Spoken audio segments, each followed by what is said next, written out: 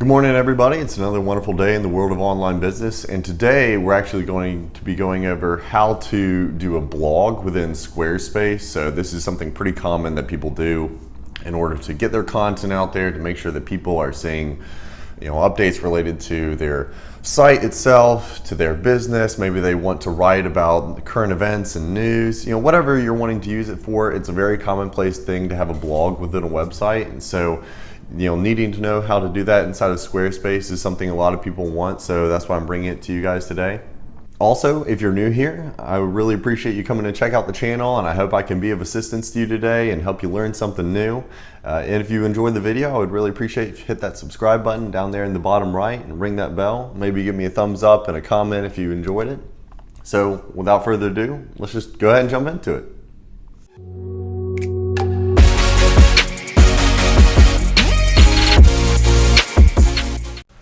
So within Squarespace, when you're viewing your main page, and we're just going to view an example website right here, talking about the different things you can do, specifically the blog. So you would actually just go into this pages section right here, open it up, and under main navigation, clicking on the plus button, and of course you get the option to create several different types of pages here, and the one we're going to be focusing on is the blog.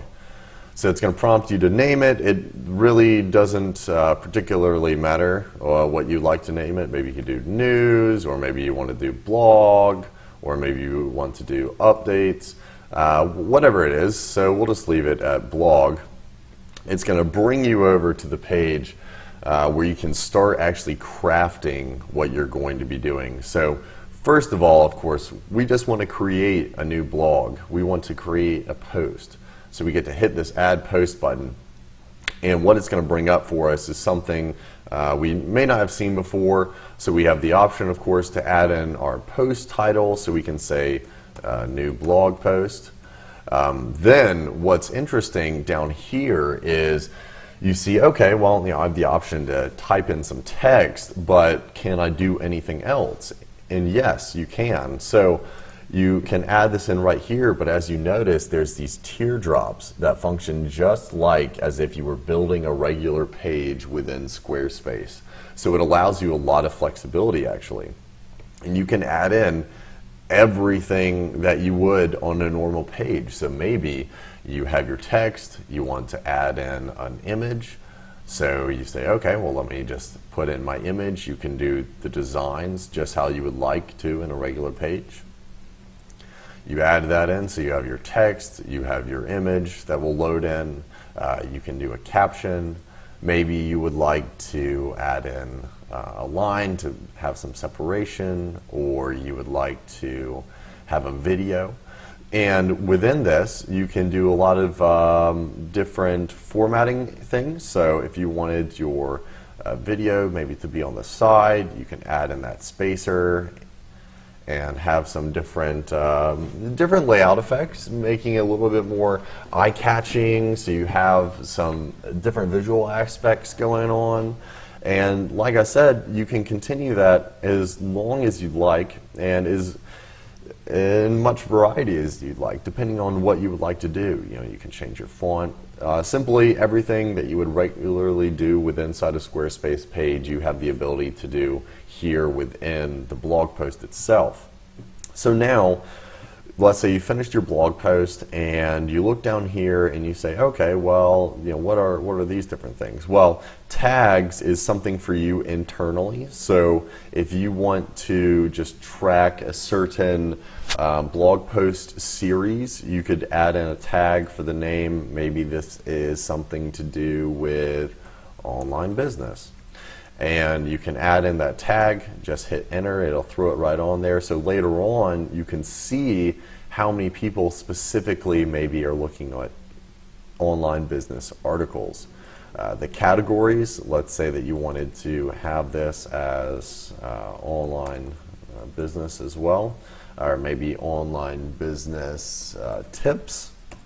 You can add that category and assign it to this specific blog post. So what's nice is once you have maybe a dozen or so blog posts, and 3 or 4 or about one topic, you can actually create sections within your blog so that people can click and say, all right, I would like to look at only blogs with online business tips, helping, to help me. They can filter by that. You definitely, I would recommend to have comments on, because it's about creating a dialogue with your potential customer or someone who's interested in what you're doing, so turn that on. You can go to settings and enable it for all posts, and I'll show you how to do that in a moment. But for right now, we'll just hit OK. And then the next option are, you can publish the post immediately. You can schedule it out for somewhere in the future. So if we click on that, it'll automatically default to today, but you can change it to be whatever month that you want and whatever time that you want. So you can schedule it out, and it's really, really helpful so that you can kind of work ahead and set a pace for yourself and allow you to really have some good time management. Let's say that you're an external writer who's writing for a company that uses Squarespace as a platform. You can submit an article and then mark it for review, or you can simply say, okay, this is a draft and I'm going to work on it later. Now within the options, there's several different things in here that you need to fill out. The first being, all right, well, let's just add in our thumbnail image, and of course that is the precursor image that's going to be shown to people before they click on the blog itself. The blog URL, so I would typically name this whatever the name of the blog is, so this would be new blog update. You can change that to be whatever you like, and prior to this /blog/ is the URL of your website. So when you need to go share that somewhere, you can just highlight that, copy it, and then add in the rest, or you can wait for it to be published. This is the author, so of course myself. If there are multiple people on the website, this will be dropped down with several different people in it you can select from. And then the excerpt, and this is probably one of the most important parts besides the actual content of your blog.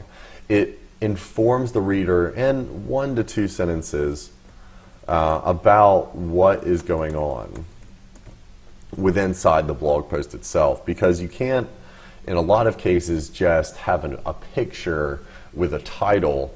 And a title might be enticing enough, but it's always nice to have a little bit more for the reader to pull them in, to say, hey, this is actually why you want to come and read my blog, because I'm going over topics X, Y, and Z. So it's really, really informative, and it helps them to decide whether or not they want to read your post. You can make it a featured post, so it actually will be pushed to the top of the page if it's something really, really important that you would like people to look at. The location, you can add this in if you want. It's just saying, hey, this is where it's coming from, where we're at right now, whatever it is. And then social, when you connect different accounts, you can actually automatically publish them. And what it'll show up as, let's say that you have your Facebook account connected and maybe your Twitter account connected, you can see, it'll say, like Red Beard Marketing Facebook, and there'll be just a little thing here that you can click, and it'll slide on or it'll slide off. And the same, with Twitter or any of the others. So it makes it really, really easy actually to share your content without having to manually go in, select a hyperlink, copy that, go to the other platform, paste it. So it really makes it easy for you to go in there and share your blog post and get it out without you actually having to leave this platform. So like we were talking about, where you go to turn on the comments, well, you go back pages, then home, and actually go into settings, and then you scroll down till you see blogging. You go ahead and click on that. Don't worry about the post URL format. That's usually pretty good for you to just leave it as is. If you want to read about what actually those symbols mean, it'll show you right here, and you can change those in any order that you like, but just make sure you adhere to the formatting rules. Now, comment settings, this is what we were looking at, and it said, hey, you can actually turn these on. inside of here. So you can say, all right, I want to enable comments by default when posting, which is what you would like to do in most cases, because again, you want to have that dialogue with your reader, with the people that are coming to your website. So it's really, really important to go in there and just make sure that you have that selected for people. Now, one of the next things that I think is really, really important to having the ability for people to share it as easily as possible. Well, one, of course, having the links to your Facebook or Twitter or whatever you have, but also enabling it so that people can easily share via Pinterest. And you can actually come in here to marketing. So you click on the pin it buttons and you can say, all right, well, I want this to be enabled for blogs, or maybe you want it to be enabled for your blogs, pages, and products. So people can simply come in and say, yeah, I would like to share this on my Pinterest. And it makes it really, really easy for them to do that. So here's a preview of what it's going to look like. And if you don't like that specific type, you can make it small or large. You can make it a circle, or you can make it into a rectangle, and then you can actually change the background to be whatever you'd like it to be. So there's some good customization within there. I think for the most part, people are going to recognize. I mean, of course, they're going to recognize the the pennant, but their brand is the circle. So maybe just leaving it like that, making it a little bit larger. So what happens is, let's say you had an image or your blog post even, and people come and they bring their mouse and hover over the image, this pennant icon will show up and they can actually just click on that and share it, and it'll say, hey, go ahead and pin it. So the last thing I want to go over is a few more settings that you actually have as far as the style, the aesthetic of your blog.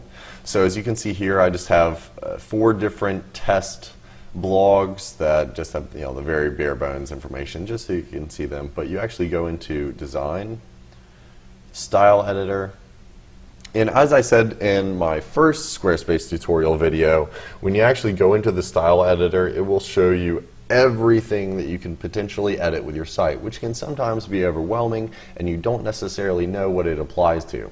So what I like to do is actually select the target area that I want to work on. So in this case, it's my blog, of course. You can click on it, it'll show you this nice blue line surrounding the area so that you know that's what you're working with.